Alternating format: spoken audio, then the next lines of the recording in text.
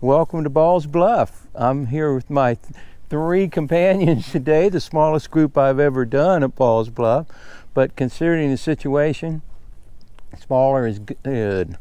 It's a beautiful spring day and we're in one of the premier spots in Loudoun County for spring wildflowers. And before we do our walk today, I'm John DeMary. This Kim Strader.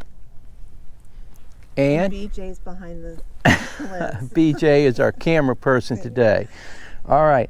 Normally I start this with why are we here early in the spring for these things? And I've recorded for over 20 years. My plant that I use is the bloodroot, Sanguinaria canadensis. And every year the first bloom I record the date. I also, before that, I record the first coursing wood frogs. I have a vernal pool in my front yard. This year was one of the three earliest seasons in 22 years of recording data. 2000, the spring of 2000 was identical.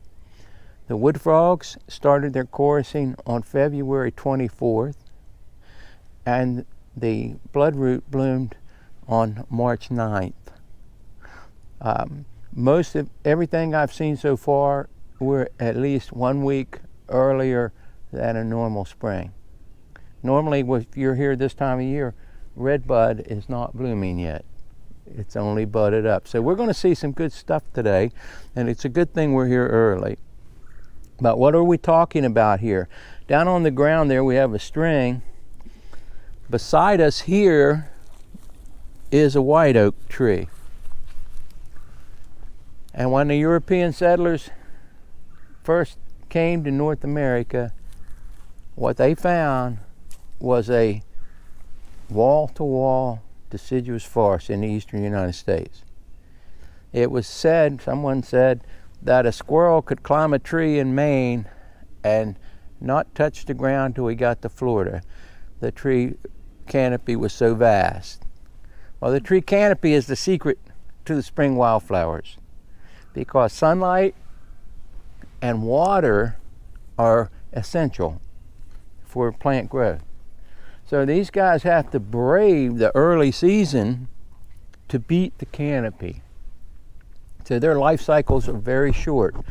We find wildflowers all over the world, tundra areas, desert areas, deciduous forest. And the key to all of them is very quick bloom sequence, pollinated very early, seeds produced, seeds dispersed, go back till next year. So if you aren't here with us today, you'll have to wait till next year to see some of the things we're going to see today. And hopefully we still have bloodroot in bloom, but most of it's gone. So we're going to see some of the really early wildflowers right now, and we're going to see some of the later white wildflowers also because of that. So this was the diameter of the average white oak trees making up this forest. So when we walk here today, just imagine trees that big. This would be a seedling, and the canopy which they would form.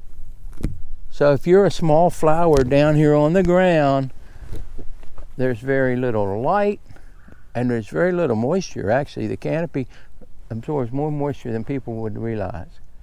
So get here early, get your pollinators while there's no competition, get your seeds, spread your seeds, go back to sleep. And we'll be talking about some of the techniques they use to do that today also as we look at flowers. Okay, so we'll walk down the trail a little bit and then we'll make a stop and we'll talk about our first plants.